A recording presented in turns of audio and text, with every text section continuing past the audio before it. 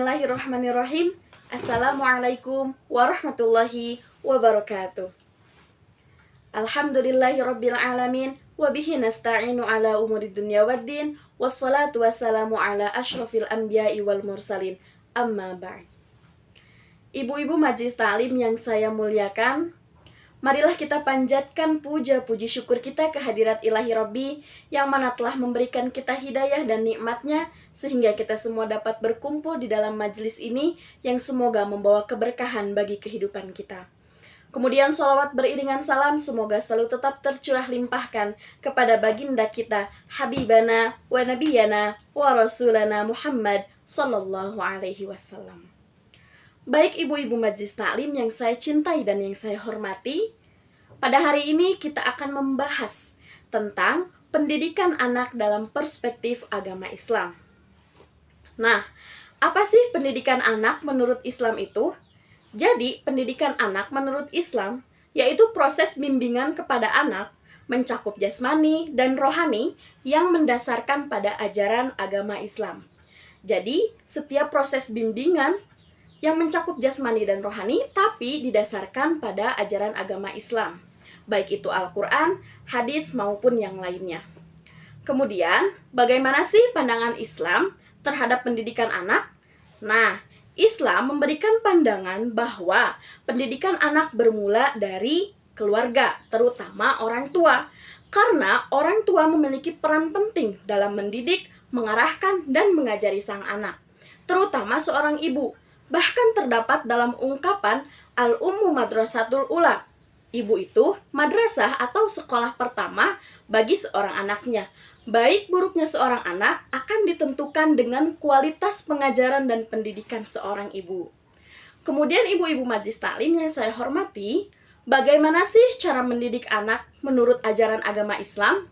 Yang pertama yaitu kenalkan ajaran Islam sejak dini, terutama tentang akidah dan cara beribadah. Bagaimanapun tidak, akidah adalah komponen penting dalam ajaran Islam. Ajarkan anak sejak dini mengenai syahadat. Apa itu syahadat? Arti syahadat, lafaz syahadat. Karena lafaz syahadat, asyhadu alla ilaha illallah. Aku bersaksi bahwasanya tiada Tuhan yang wajib disembah selain Allah. Wa asyhadu anna Muhammadar Rasulullah. Dan aku pula bersaksi bahwasanya Nabi Muhammad adalah utusan Allah. Dengan pembacaan syahadat, anak akan mengerti bahwasanya Allah itu satu dan Nabi Muhammad itu Nabi yang paling Allah cintai dan Nabi merupakan Nabi utusan Allah. Kemudian yang kedua yaitu berikan contoh akhlak yang terpuji, akhlak yang baik. Bagaimanapun tidak, seorang anak akan mencontoh bagaimana orang tuanya berperilaku. Seorang anak juga akan mencontoh ucapan apa yang diucapkan oleh orang tuanya atau perilaku apa yang dilakukan oleh orang tuanya. Jadi, berikan contoh akhlak yang diajarkan oleh baginda Rasul, akhlakul karimah yang baik. Karena apa? Karena, balik lagi, anak itu akan mencontoh setiap perilaku, perbuatan, ucapan dari orang tua. Kemudian yang ketiga yaitu membiasakan anak untuk beribadah kepada Allah. Jadi, ajarkan anak untuk beribadah sejak dini, dari mulai sholat, puasa, dan lain sebagainya. Misalkan anak kecil usia 5 tahun harus segera diajarkan puasa Ramadan, baik itu sampai jam 10 pagi, atau sampai jam 12 siang, ataupun ya alhamdulillah sampai maghrib.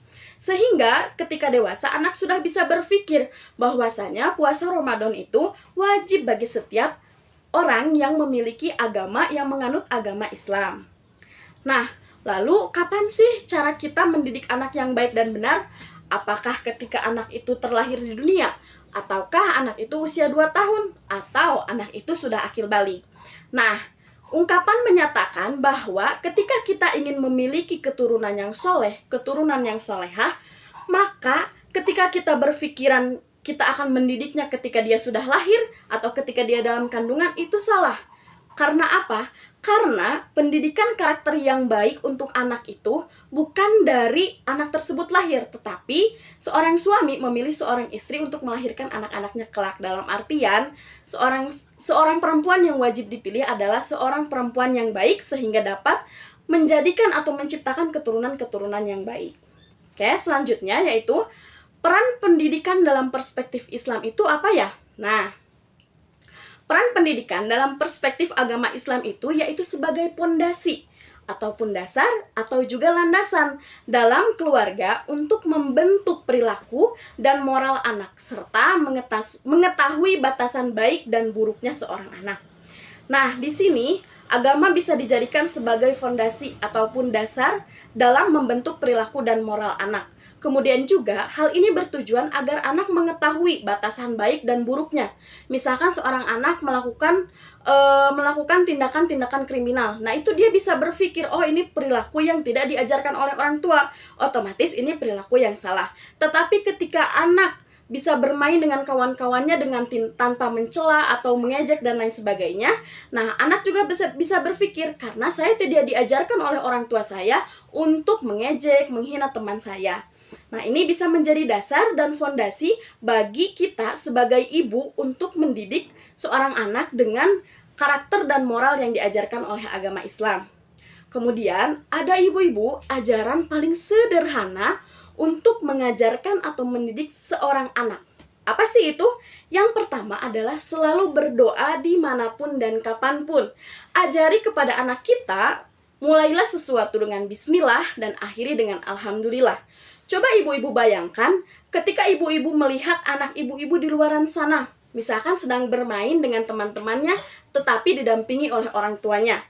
Karena ibu mendidiknya dengan sangat baik, mengajarkan bahwasanya ketika memulai harus dengan basmalah dan mengakhiri dengan hamdalah.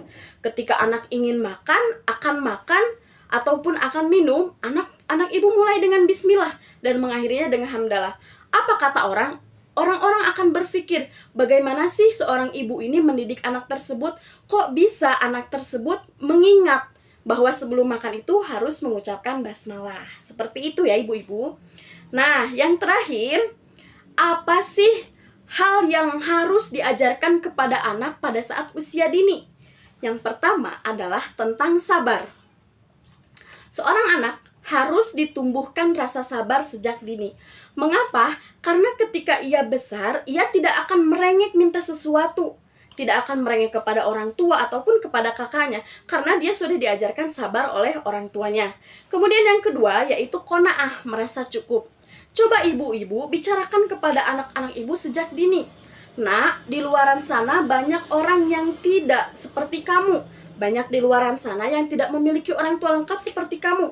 Dan banyak orang-orang atau anak-anak di luaran sana yang ingin memiliki hal yang kamu punya, tapi mereka tidak punya.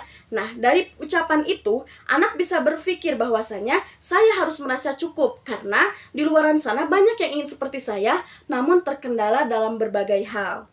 Kemudian selanjutnya yaitu ridho terhadap ketetapan Allah, sehingga ketika anak sudah dewasa dan ibu-ibu tidak bisa membersamai selamanya, anak itu sudah punya fondasi bahwasanya dia harus ridho terhadap apa yang Allah tetapkan kepada dia, karena sesungguhnya takdir atau ketetapan yang baiklah yang datang kepada kehidupan seorang anak atau kehidupan kita semua. Kemudian juga ada ikhtiar.